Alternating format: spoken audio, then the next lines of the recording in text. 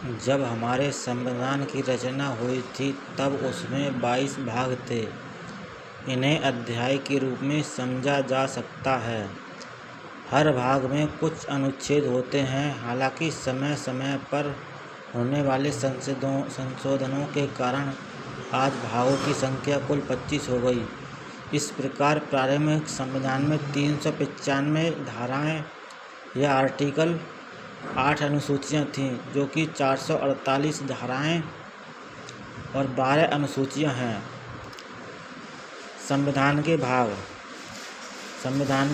1 में संघ और उसका राज्य क्षेत्र के बारे में बताया गया है, जो कि हम 1 से 4 अनुच्छेद के रूप में पढ़ते हैं। संविधान भाग 2 में नागरिकता के बारे में बताया गया है, जिसे हम संविधान के अनुच्छेद 5 से 11 तक पढ़ते हैं।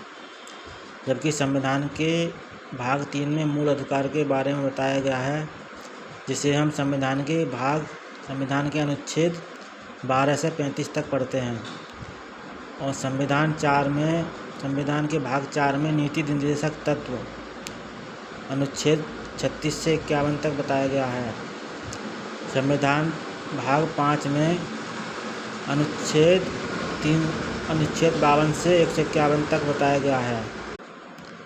संविधान भाग 6 में राज्य के बारे में 152 से 237 तक बताया गया है। संविधान भाग 7 राज्य भाग बी 238 तक पढ़ाया गया है। संविधान भाग 8 में संघ और राज्य क्षेत्र यूटी अनुच्छेद 239 से 242 तक पढ़ाया गया है। संविधान भाग 9 में पंचायत 243 से 243 ओ तक बताया गया है। संविधान भाग 9A में नगरपालिकाएं, जिसे संविधान के अनुच्छेद 243 पी से 243 पी 243 जेड एस जेड जी तक बताया गया है। संविधान भाग 9B में सहकारी समिति, जिसे संविधान के अनुच्छेद 243 जेड एच से 243 जेड टी तक बताया गया है। संविधान के भाग 10 में अनुसूचित एवं जनजातीय क्षेत्र 244 से 244 ए अनुच्छेद के अंतर्गत बताया गया है।